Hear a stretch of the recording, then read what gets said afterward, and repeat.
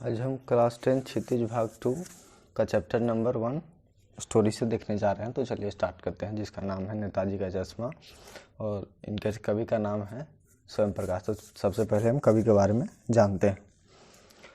स्वयं प्रकाश का जन्म सन 1947 में इंदौर मध्य प्रदेश में हुआ। मैकेनिकल इंजीनियरिंग की पढ़ाई करके एक औद्योगिक प्रतिष्ठान में नौकरी करने वाले स्वयं प्रकाश का बचपन और नौकरी का बड़ा हिस्सा राजस्थान में बीता। फिलहाल स्वैच्छिक सेवानिवृत्ति के बाद वे भोपाल में रहते हैं। और में उभरे स्वयं प्रकाश आज समकालीन कहानी के महत्वपूर्ण हस्ताक्षर हैं। उनके 13 कहानी संग्रह प्रकाशित हो चुके हैं, जिनमें सूरज कब निकलेगा, आएंगे अच्छे दिन भी, आदमी जात का आदमी और संधान उल्लेखनीय है। उनके बीच में विनय और ईंधन उपन्यास चर्चित रहे हैं। उन्हें पहल सम्मान, बनमाली पुरस्कार, राजस्थान साहित्य अकादमी पुरस्कार आदि पुरस्कारों से पुरस्कृत किया जा चुका है। मध्यवर्गीय जीवन के कुशल चितेरे स्वयं प्रकाश की कहानियों में वर्ग शोषण के विरुद्ध चेतना है, तो हमारे सामाजिक जीवन में जाति, संप्रदाय और लिंग के आधार पर हो रहे भेदभाव के खिलाफ प्रतिकार का स्वर भी है। रोचक किस्सा गोई शैली में लिखी गई उनकी कहानियां हिंदी की वाचिक परंपरा को समृद्ध करती है। तो चलिए स्टार्ट करते हैं। नेताजी का चश्मा। हवलदार साहब को हर 15वें दिन कंपनी के काम के सिलसिले में उस कस्बे से गुजरना पड़ता था।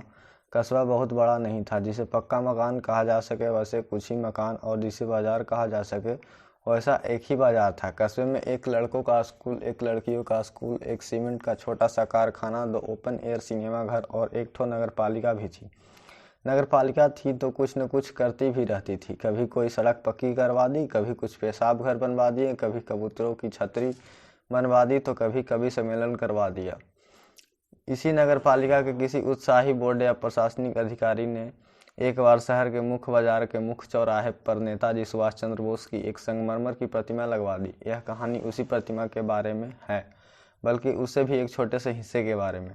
पूरी बात तो अब पता नहीं, लेकिन लगता है कि देश के अच्छे मूर्तिकारों की जानकारी नहीं होने और अच्छी मूर्ति की लागत अनुमान और उपलब्ध बजट से कहीं बहुत ज़्यादा होने के कारण काफ़ी समय ऊहापोह और चिट्ठी पत्री में बर्बाद हुआ होगा, और बोर्ड के शासन अवधि समाप्त होने की घड़ियों में किसी स्थानीय कलाकार को ही अवसर देने का निर्णय किया गया होगा, और अंत में कस्बे के इकलौते हाई स्कूल के इकलौते ड्राइंग मास्टर, मान लीजिए मोतीलाल जी को ही यह काम सौंप दिया गया होगा, जो महीने भर में मूर्ति बनाकर पटक देने का विश्वास दिला रहे थे।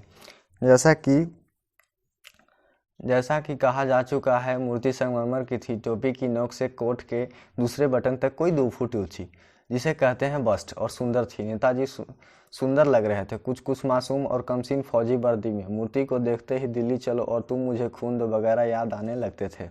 इस दृष्टि से यह सफल और सराहनीय प्रयास था। केवल एक चीज की कसर थी जो देखते ही खटकती थी। नेताजी की आंखों पर चश्मा नहीं था, यानी चश्मा तो था लेकिन संगमरमर का नहीं था। एक समान और सचमुच के चश्मे का चौड़ा काला फ्रेम मूर्ति को पहना दिया गया। हवलदार साहब जब पहली बार इस कस्बे से गुजरे और चौराहे पर पान खाने रुके, तभी उन्होंने इसे लक्षित किया और उनके चेहरे पर एक कौतुक भरी मुस्कान फैल गई। वाह भाई, यह आइडिया भी ठीक है। मूर्ति पत्थर की लेकिन चश्मा रियल। जीप कस्बा छोड़कर आगे बढ़ गई थी, तब भी हवलदार साहब इस मूर्ति के बारे में ही सोचते रहे और अंत में इस निष्कर्ष पर पहुंचे कि कुल मिलाकर कस्बे के नागरिकों का यह प्रयास सराहनीय ही कहा जाना चाहिए। महत्व मूर्ति के रंग रूप या कद का नहीं, उस भावना का है, वरना तो देशभक्ति भी आजकल मजाक की चीज होती जा रही है। दूसरी बार जब हवलदार साहब उधर से गुजरे तो उन्हें मूर्ति में कुछ अंतर दिखाई दिया। ध्यान से देखा तो पाया कि चश्मा दूसरा है। पहले मोटे फ्रेम वाला चौकोर चश्मा था, अब तार के फ्रेम वाला गोल चश्मा है। हवलदार साहब का कौतुक और बढ़ा। वाह भाई, क्या आइडिया है। मूर्ति कपड़े नहीं बदल सकती, लेकिन चश्मा तो बदल ही सकती है। तीसरी बार फिर नया चश्मा था। हवलदार साहब की आदत पड़ गई हर बार कस्बे से गुजरते समय चौराहे पर रुकना, पान खाना और मूर्ति को ध्यान से देखना। एक बार जब कौतूहल दुनिये हो उठा तो पान वाले से ही पूछ लिया, क्यों भाई, क्या बात है, यह तुम्हारे नेताजी का चश्मा हर बात बदल कैसे जाता है। पान वाले के खुद के मुंह में पान ठूसा हुआ था। वह एक काला, मोटा और खुशमिजाज आदमी था। हवलदार साहब का प्रश्न सुनकर वह आंखों ही आंखों में हंसा। उसकी तोंद थिरकी। पीछे घूमकर उसने दुकान के नीचे पान थूका और अपनी लाल काली बत्तीसी दिखाकर बोला, कैप्टन चश्मे वाला करता है। क्या करता है? हवलदार साहब कुछ समझ नहीं पाए। चश्मा चेंज कर देता है, पान वाले ने समझाया। क्या मतलब, क्यों चेंज कर देता? हवलदार साहब अब भी नहीं समझ पाए। कोई ग्राहक आ गया समझो, उसको चौड़े चौखट चाहिए तो कैप्टन किधर से लाएगा?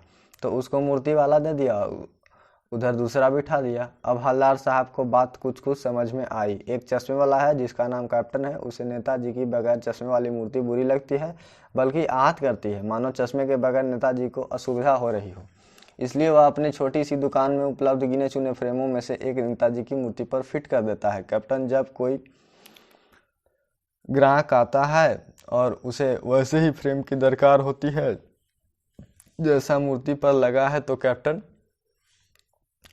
चश्मे वाला मूर्ति पर लगा फ्रेम संभवतः नेताजी से क्षमा मांगते हुए लाकर ग्राहक को दे देता है और बाद में नेताजी को दूसरा फ्रेम लौटा देता है।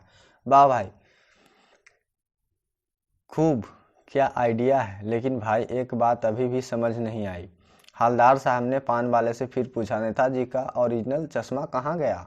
पान वाला दूसरा पान मुंह में ठूंस चुका था। दोपहर का समय था, दुकान पर भीड़ भाड़ अधिक नहीं थी। वह फिर आंखों ही आंखों में हंसा। उसकी तोंद थिरकी, कत्थे की डंडी फेंक पीछे मुड़कर उसने नीचे पीक थूकी और मुस्कुराता हुआ बोला, मास्टर बनाना भूल गया। पान वाले के लिए यह मजेदार बात थी, लेकिन हवलदार साहब के लिए चकित और द्रवित करने वाली, यानी वह ठीक ही सोच रहे थे। मूर्ति के नीचे लिखा मूर्तिकार मास्टर मोतीलाल वाकई कस्बे का अध्यापक था। बेचारे ने महीने भर में मूर्ति बनाकर पटक देने का वादा कर दिया होगा, बना भी ली होगी, लेकिन पत्थर के पारदर्शी चश्मा कैसे बनाया जाए कांच वाला, यह तय नहीं कर पाया होगा, या कोशिश की होगी और असफल रहा होगा, या बनाते बनाते कुछ और बारीकी के चक्कर में चश्मा टूट गया होगा, या पत्थर का चश्मा अलग से बनाकर फिट किया होगा और वह निकल गया होगा। उफ, हवलदार साहब को यह सब कुछ बड़ा विचित्र और कौतुक भरा लग रहा था। इन्हीं ख्यालों में खोए खोए पान के पैसे चुकाकर चश्मे वालों की देशभक्ति के समक्ष नतमस्तक होते हुए वह जीप की तरफ चले गए।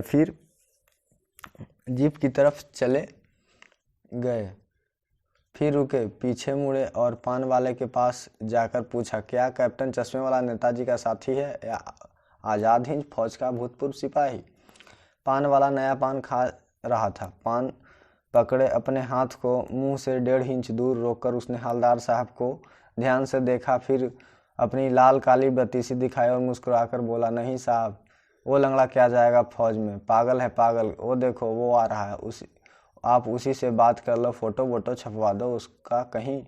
हवलदार साहब को पान वाले द्वारा एक देशभक्त का इस तरह मजाक उड़ाया जाना अच्छा नहीं लगा। मुड़कर देखा तो अवाक रह गए। एक बेहद बूढ़ा मरियल सा लंगड़ा आदमी, सिर पर गांधी टोपी और आंखों पर काला चश्मा लगाए, एक हाथ में एक छोटी सी संदूचकी और दूसरे हाथ में एक बांस पर टंगे बहुत से चश्मे लिए अभी अभी एक गली से निकला था और अब एक बंद दुकान के सहारे अपना बांस टिका रहा था। तो इस बेचारे की दुकान भी नहीं, फेरी लगाता है। हवलदार साहब चक्कर में पड़ गए। पूछना चाहते थे, इसे कैप्टन क्यों कहते हैं, क्या यही इसका वास्तविक नाम है? लेकिन पान वाले ने साफ बता दिया था कि अब वह इस बारे में और बात करने को तैयार नहीं। ड्राइवर भी बेचैन हो रहा था, काम भी था। हवलदार साहब जीप में बैठकर चले गए। 2 साल तक हवलदार साहब अपने काम के सिलसिले में उस कस्बे से गुजरते रहे और नेताजी की मूर्ति में बदलते हुए चश्मे को देखते रहे।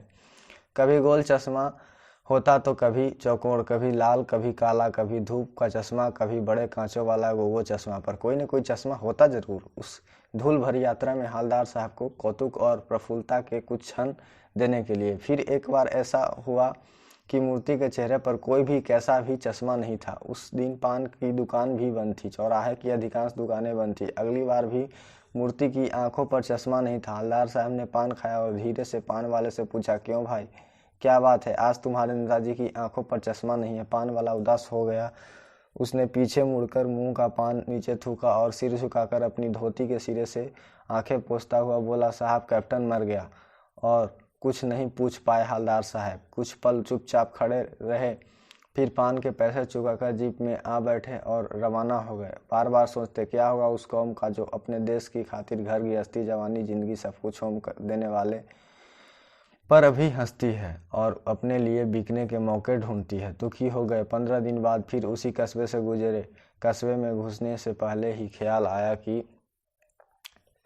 कस्बे की हृदय स्थली में सुभाष की प्रतिमा अवश्य प्रतिस्थापित होगी, लेकिन सुभाष की आंखों पर चश्मा नहीं होगा, क्योंकि मास्टर बनाना भूल गया और कैप्टन मर गया। सोचा आज वहाँ रुकेंगे नहीं, पान भी नहीं खाएंगे, मूर्ति की तरफ देखेंगे भी नहीं, सीधे निकल जाएंगे। ड्राइवर से कह दिया चौराहे पर रुकना नहीं, आज बहुत काम है, पान आगे कहीं खा लेंगे। लेकिन आदत से मजबूर आंखें चौराहे आते ही मूर्ति की तरफ उठ गई। कुछ ऐसा देखा कि चीखे, रोको। जीप स्पीड में थी। ड्राइवर ने जोर से ब्रेक मारे।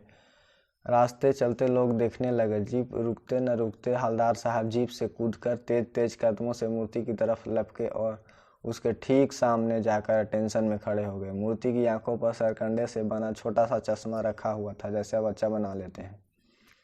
हवलदार साहब भावुक हैं, इतनी सी बात पर उनकी आंखें भर आई। तो यहाँ पर चैप्टर समाप्त होता है। तो चैनल को सब्सक्राइब करना ना भूलिएगा और वीडियो को लाइक कीजिए, शेयर कीजिए। Thanks for watching.